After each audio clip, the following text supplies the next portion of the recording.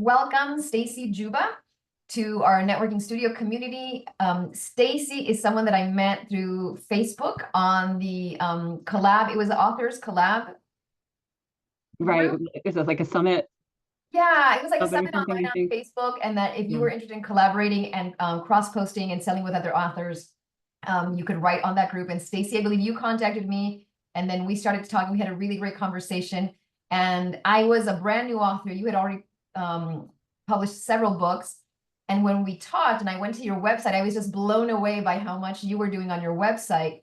Not only putting out information, but putting out information that was actually attracting clients to you, writing clients to you. So before we get started with everyone, do you want to give us a little bit of a background of, I know that you're a former newspaper reporter, but do you want to tell us a little bit how you got into writing and editing and where you are today? Yeah, I've been writing pretty much my whole my whole life. I had my first book published when I was 18 with Avon Books. They entered it in a contest for teenage writers.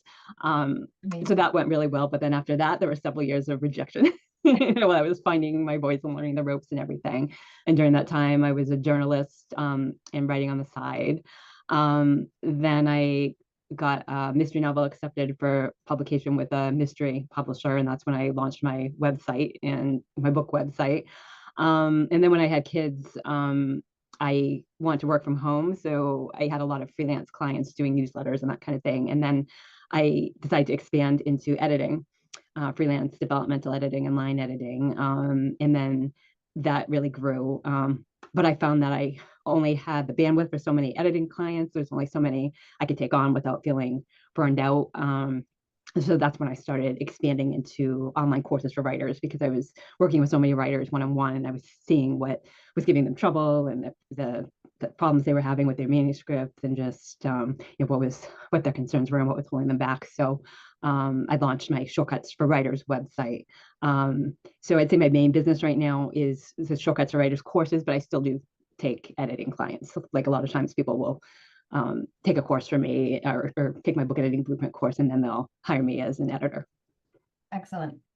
Excellent. So we did have, because of everything that you have going on, and then the other thing that I like about you is that your content is very dynamic. So, I think if we look at your website every 6 months, there's something that's changing, something new that's been added, something that's down. So it seems like you stay very active producing content to keep it not only updated, but to make sure that it's hitting, the algorithms and the keywords and the SEO for the kind of writer that you want to attract. Who are usually the kinds of ideal writers for you, or the clients that you want to attract? Most of them are fiction writers. I try to attract more like intermediate fiction writers, who that's what I encourage beginners to go through my book editing blueprint course, because I just find that it saves them a lot of money, because I'm just going to be telling them everything that's in that course. There's a lot of general things about writing, like what is showing, not telling, and how do you get into a character's head, and Yeah. that kind of thing. So I recommend that they start with my courses, and then I will work with beginners. I have worked with a lot of beginners, but because I find that there's some writers that are just on a strict budget, and if, for them, I think it's better that they go through the courses first and then hire an editor.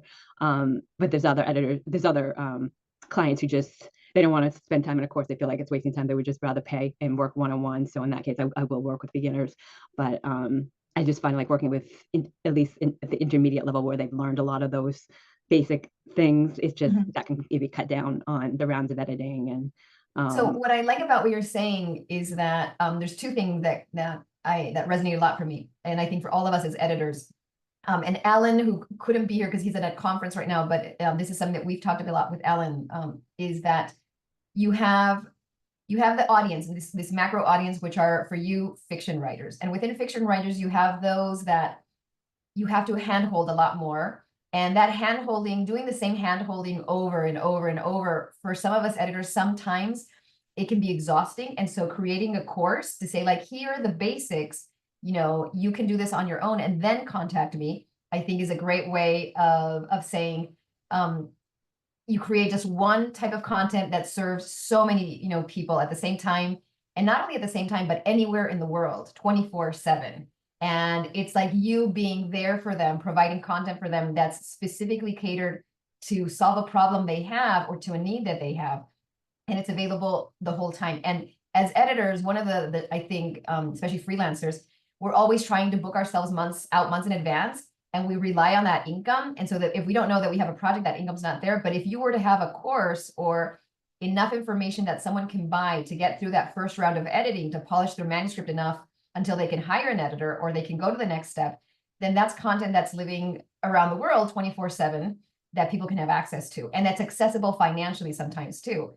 So I feel like you're creating that content that's, evergreen. And then you have, on another end, you're able to address two kinds of clients: the ones that have prepared and have a budget that they're willing to spend, and the ones that might not have a budget or that have a smaller budget and that need to be able to do the same kind of work, but maybe stretched out or with different tools and without that one-on-one hand-holding at the beginning. So I think that's really cool that you've identified those things, so that you're not leaving out any clients, right? You're kind of capturing everybody. Whoever wants to really do this can do this, because you're offering them options, which is sometimes Right. hard to do when we work one-on-one with a client. The options are, we meet, I do the work, I turn it in, we meet one more time, and then you're on your own. So I think that's pretty nice. How long did it take you to realize that you needed to do that? Or was that something that you just instinctively came up with?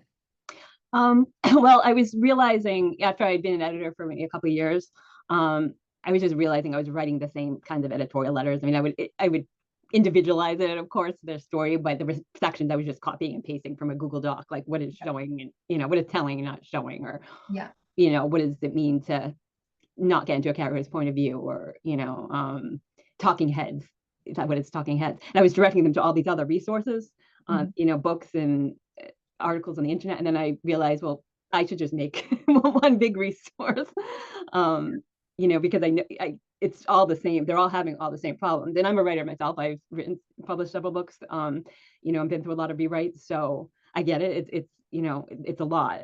I've learned a lot over the years, and and then I'm kind of passing it on to my clients. So I decided that rather than directing them to like 20 different blog posts or books, I should just create one big resource. And at the same time, I had also been doing some smaller scale workshops for different, like, Romance Writers of America. I had done like a it was like an hour workshop on time management, and then I was getting asked to speak to different writing groups. So I was starting to kind of dabble in with that. Yeah. And then but then I thought it made most sense to just have my own course platform.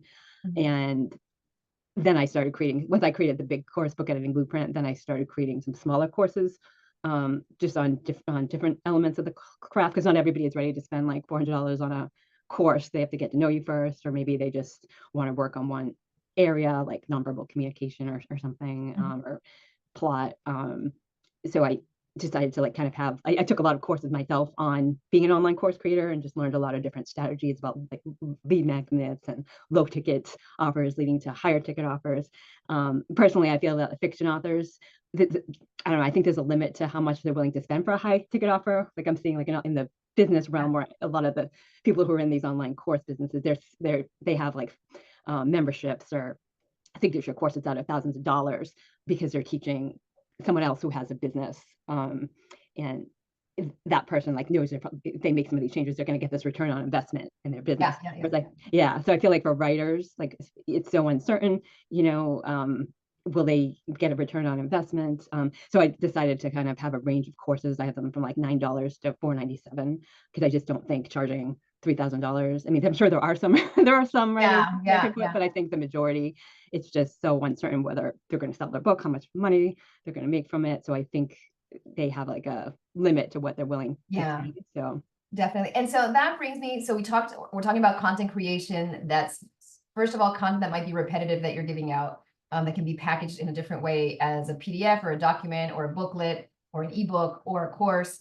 And then to be able to sell that, this is what we're coming to the whole conversation here, is these things called lead magnets. And I'm going to put the definition here in the chat, that a lead magnet is a free service or an item that a business offers to potential customers in exchange for their contact information. And this thing of contact information, we hear about it over and over and over. Like, the secret to the publishers or the editors or the writers that seem to be successful are those that have the biggest mailing lists.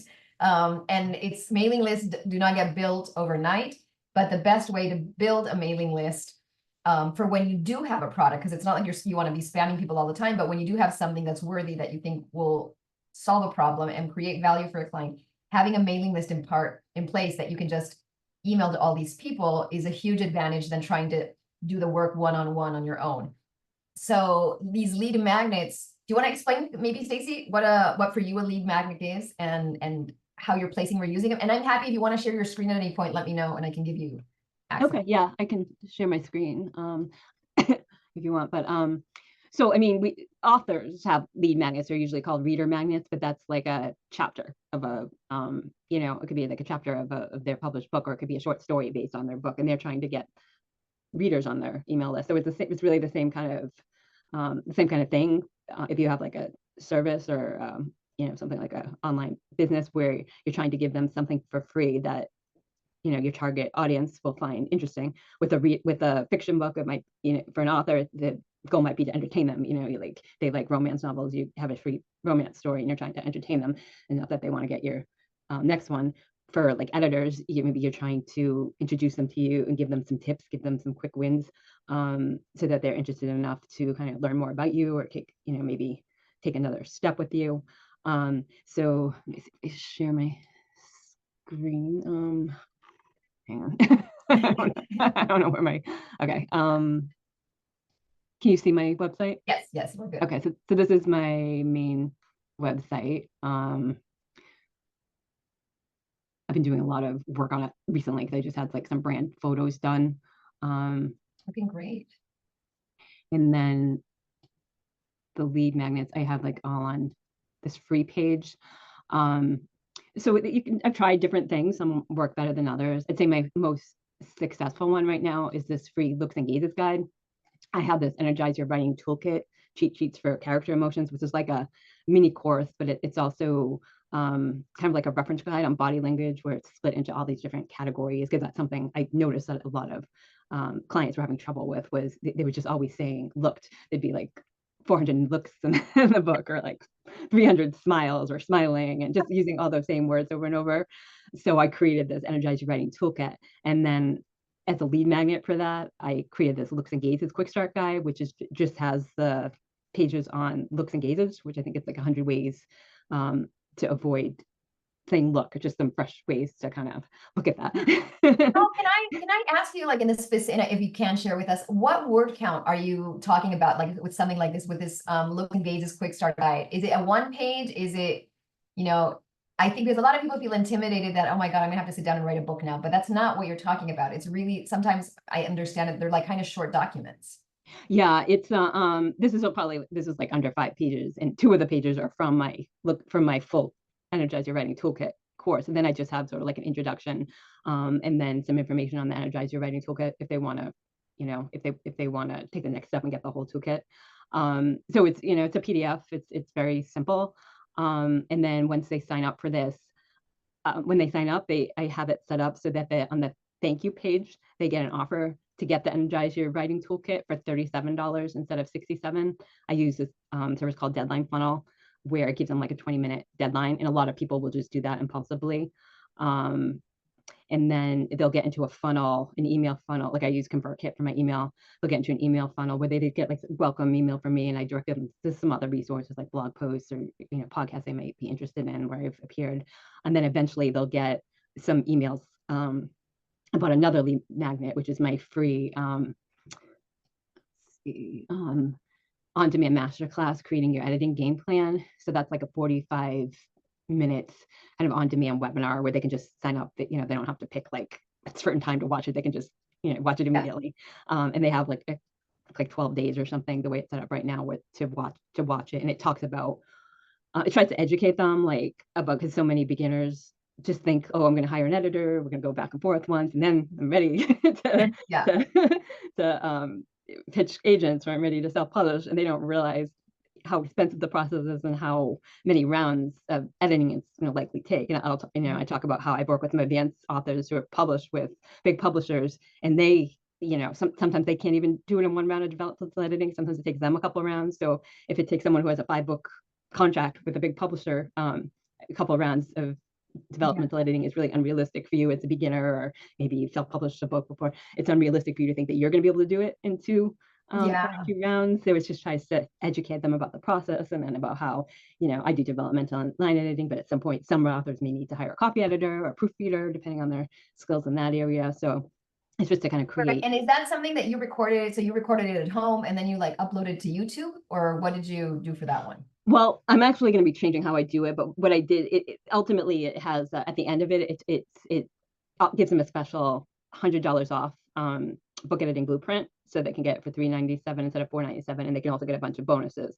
And they get their own individualized timer, so it's going to last the same timers on that whenever they click on the checkout page, or they get linked to a special checkout page, a special landing page in their email. It's all that same Okay. timer. I pay about $700 a year for that, and it's worth it for me. But you don't need to do that. But the one thing I've been doing is I paid like for a webinar service called Easy Webinar, just because it was these webinar services was what was recommended in a lot of my online course creator courses that I was going through. And the advantage of it is that, like, at first I thought I was going to be doing a lot more webinars. I thought I might even do some live webinars, but I realized I just like pre-recorded for the most part, evergreen content. And then the other advantage is, like, if the webinar, like if they sign up, the webinar service will send them like an email, like reminder email and that kind of thing, just reminding them about it. And in addition to the email that I'm sending through ConvertKit. But I've found, I'm paying like $700 a year for that. It's not worth it. I'm just going to host it somewhere else. I'm probably going to re-record it to make some updates to it. And then I use ScreenPal for my videos, the ScreenPal software, that's what I use in my courses. So all my course videos are hosted there. And then in my Thrivecart, where I host my courses, it's like embed the video. So I'll probably give them like a private link into a private page where, you have to have the link. Yeah. So I got to figure out but I don't think that will I know that, sorry to interrupt you, Stacey. I know that for some of us, when we, you've taken these courses that have clearly set you up in a way that you have all these different tools combined that are working for you. But I think for someone who might be just starting off, you can always like record yourself with a Loom video or a Zoom video, and you could upload that to YouTube and have it unlisted. And then just, if somebody, wants to buy that, you can just share that link, because at the end of the day, again, it's a free thing that you're trying to get someone to leave their email address and to maybe, buy the next ticket item that's available to them. And that's kind of where the money comes in. But a lot of these times when you're paying for software and things like this, it ends up working out where, it just takes selling one course or one booklet or one thing to cover the costs, across the board for the whole year. So what I like about you, Stacey, is that you're constantly testing different things, seeing what works. And I think you can all tell that it's not one solution fits all. You kind of have to go out there and see what works for you and what's comfortable for you.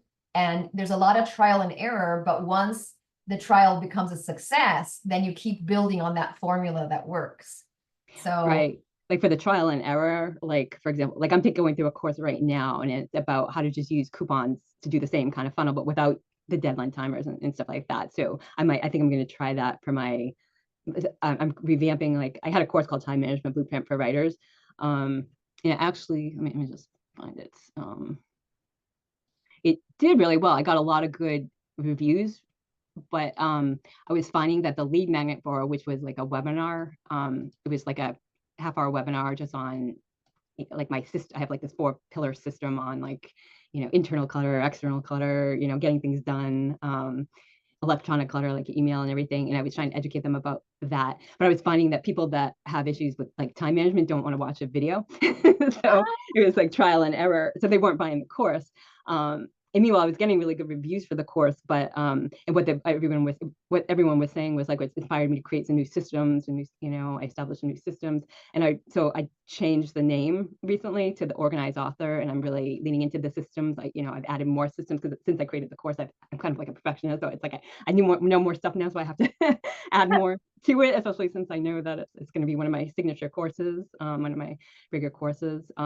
So I'm working on a whole new funnel for that, and I think I'm going to make it simpler, because like with editing, authors know they need editing. They know they have to improve their writing skills. I think a lot of authors need it. They need to get organized with their writing schedule and their business, and how they're going to fit in their book promotion, and just have all these systems, but they don't necessarily know it.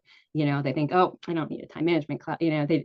So it's trying to the webinar wasn't working, so it's trial and error. Like, okay, what would how do I show them that they do need this? And so I'm working on like a $9 like mini course where I give them, I give them like this desktop organizer where it's for their desktop where they can drag their icons into different categories like miscellaneous or writing or book promotion, so that when they come to their computer, their screen isn't just a mess of like icons. And then That's great. So I see. So I hope everybody's noticing this, that some of the stuff that Stacy's producing has nothing to do with editing on the page itself.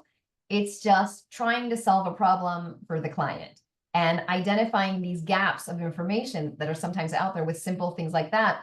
I imagine that most people wouldn't bat an eye spending $9 if it's going to teach me how to, be more organized on my desktop and maybe on my computer files, or how do I save different versions of manuscript so I don't get confused. So Stacy, we have different types of editors here in the group today, but what are 3 types of contents a freelance editor maybe could add to their website to drive traffic and to expand their client base? I mean, I think a lot of it is like figuring out what makes you unique.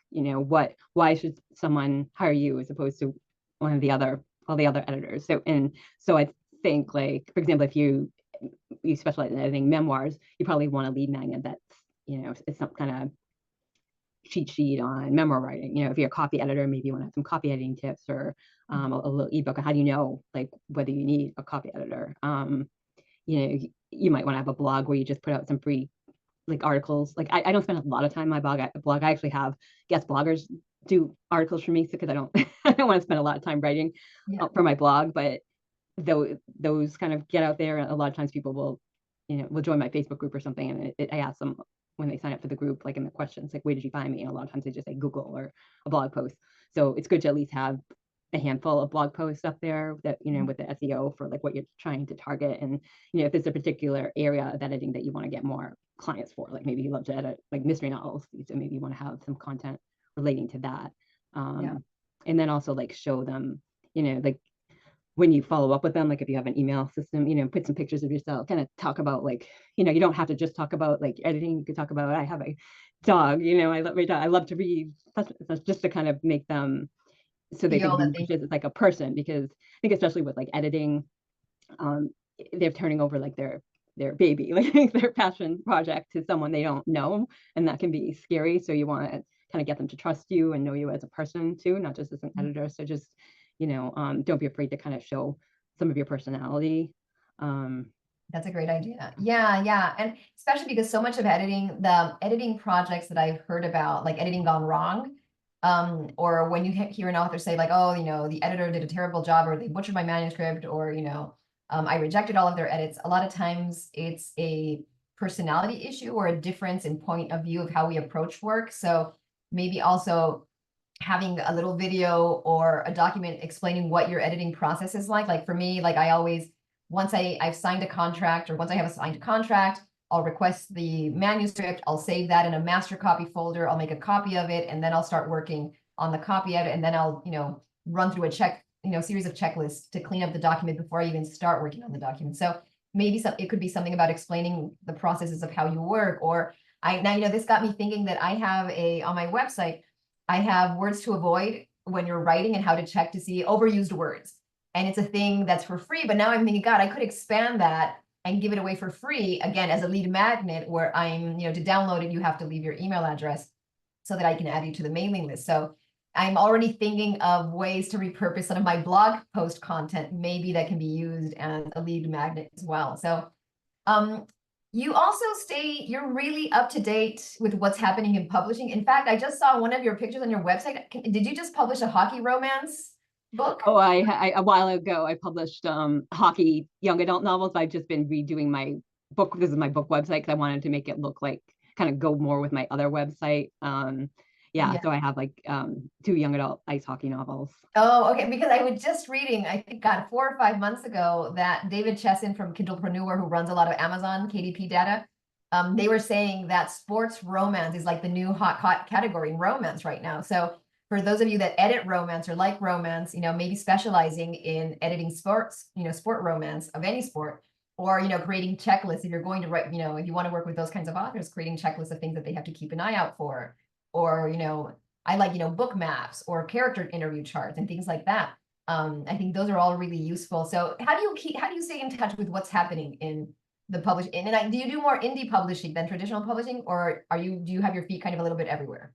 It's a mix. Like right now, I have a client that she she wants to. I've been helping with like her query letter for her to send to agents because that's her goal is to be traditionally published. I think the most of them are indie authors, but definitely I work with those who want to be traditionally published also. Um, Are there any websites or newsletters or conferences that you go to or attend or follow that you feel inform the decisions that you make about your business or the work that you're doing or the lead magnets that you're putting out there? yeah, like I speak at a lot of summits, so a lot of times I'll get like free access, so so that's really helpful. So I go back and watch a lot of those, like the Women in Publishing Summit earlier this year was great. And that had a lot on marketing, and so I've been watching a lot of those and taking some notes of things that might be helpful for my clients. I subscribe, like you were mentioning Dave, like Kindlepreneur. I subscribe to him, like Draft to Digital. I'm on their list. They just came out with the AI report or something, and then AI is a big thing. And I did speak at the InfoSec AI Summit. I don't think I would speak at an AI Summit again because some clients were, I had a few clients that were like upset, even though if they watched it, the whole thing was do not use AI to like totally write you, but use it more for brainstorming, like, like what are some things you might see like at a, at a circus, to get ideas, not write me as, see, I know some authors do that, but the emphasis was on, how you can use it wisely. But I attended a lot of those because that's a big topic. It's very controversial. People feel strongly about it both ways. And that was actually what inspired me to go back and add to my time management course, because I felt like when I started it, there wasn't anything about AI, that wasn't a thing really. And I felt like it should at least be mentioned. So I added a lesson on that where I talk about how I use it just very conservatively. I do not think a lot of writers are using it wisely, and you can tell it's written by AI. But here are some ways you can use it to help you write your social media posts. You can take a blog post or your book blurb and paste it in and write me 5 social media posts, and that can cut down the work. So that's more like how so I think I try to stay on top of those kind of trends. And on Facebook, a lot of times if something big happens, people will be talking about that and all those. Facebook, it amazes me. Facebook continues to be the place where writers hang out, and a lot of editors too. It's still the hub, the safe hub, I feel, for so many people and so many communities too, so many closed writing communities. So that makes sense. I do want to make sure to see if anybody has any questions that they want to ask Stacy. And Stacy, if you have any recommendations of, I'm not sure all of us are ready to create courses, but if we wanted to think about maybe creating like a mini course or a short course, would you write in the chat, like type in what kind of courses would be good to take, or places that you've taken courses from?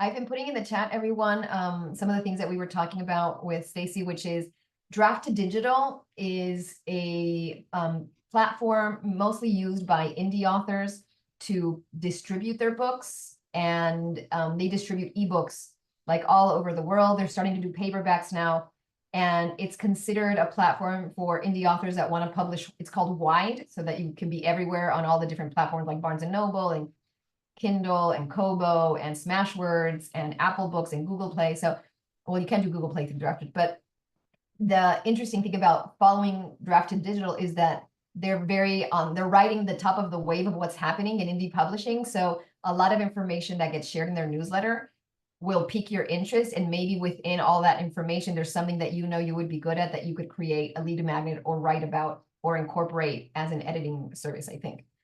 Perfect. Thank you.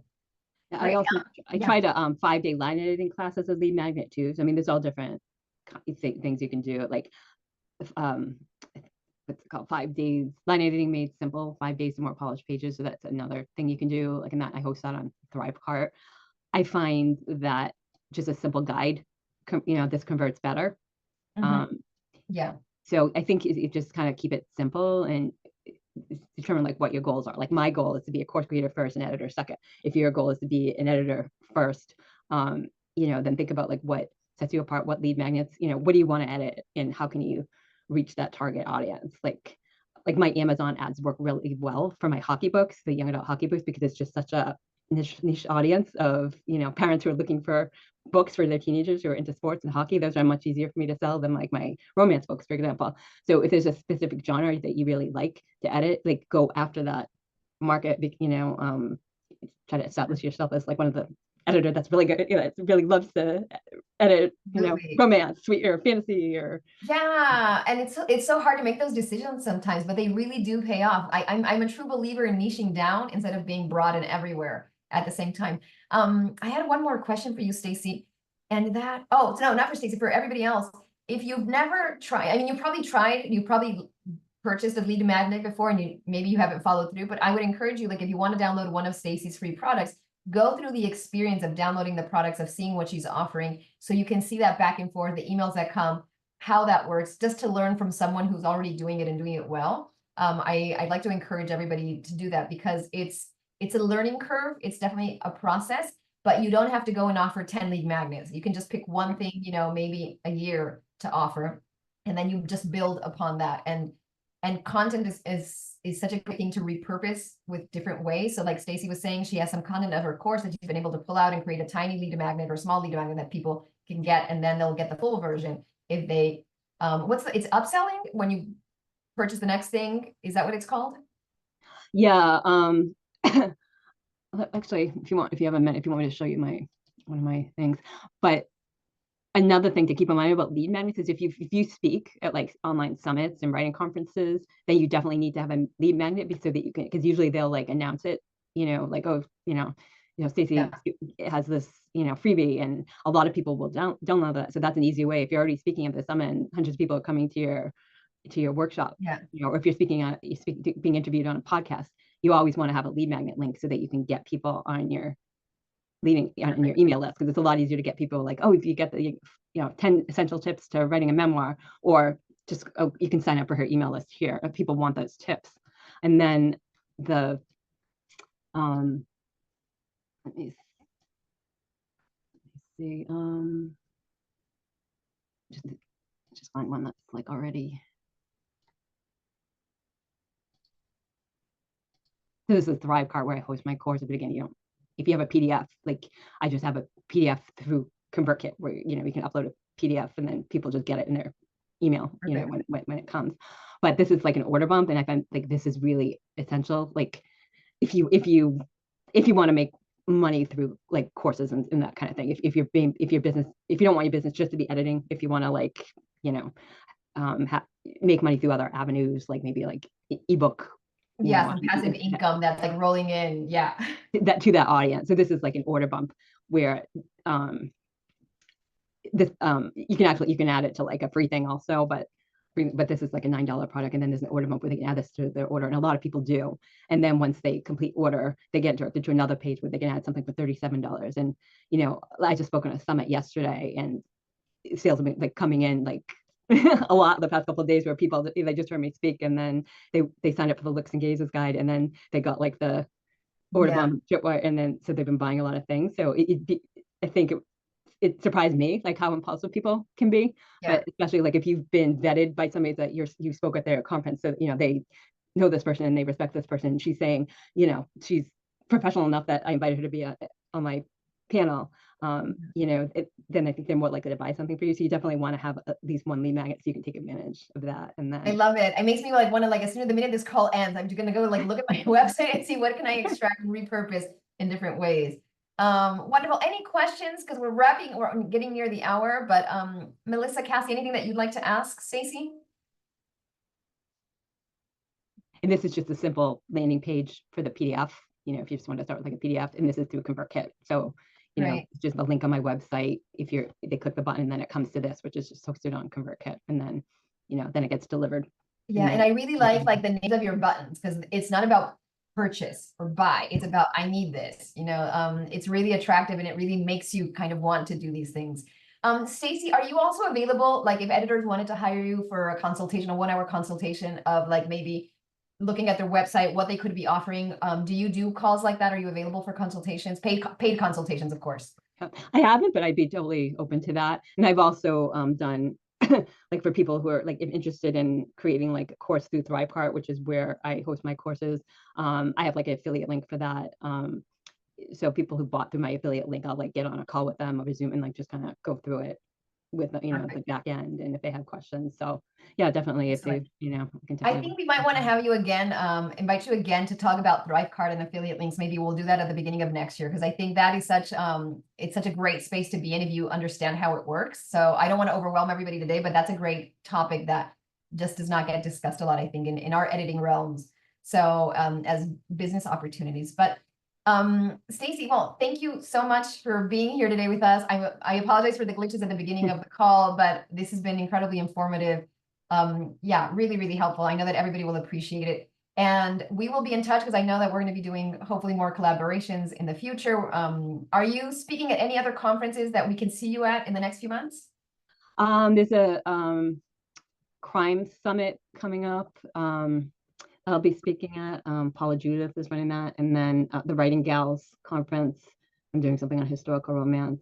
Would you send me those links, and I'll include them in I'll put them in the recording notes here on Circle so that everybody can see where you're going to be that. And then if we wanted to sign up for your newsletter, where could we do that? If you, I can put it in the chat, but if you just go Yeah. to my free page, let me see. Actually, I'll put the looks and gazes guide, because I think that's the easiest one to. And just remember also that, if this is like overwhelming, I didn't do all this overnight. I've been doing this for a few years, just adding things, like adding a couple things every year, trial and error. Now I'm at the point for like, yeah, that webinar did not work. I'm gonna try something else. So you just gotta put things out there, see how it goes, so you don't have to do it all at once. And I have to keep reminding myself of that, because I'm like, I can't do this. I have this idea, but you don't have to do it all at once. Start with Excellent. I'm glad. one PDF. Yes, yes. I'm glad you share that with us, because that's kind of the situation we get into with Brittany, where I want to do it tomorrow. Like, can we finish it by tomorrow? Yeah. It takes a lot of time. It's, yeah, like you said, one step at a time. Stacy, again, thank you so much. I'll be posting all this information in Circle for everyone that watches the webinar. We really appreciate it. It's been really, really great. No, thank you for having me. It was fun. Thank you. We'll be in touch soon. Bye. Okay, Bye, bye. everyone. Thank you for being here.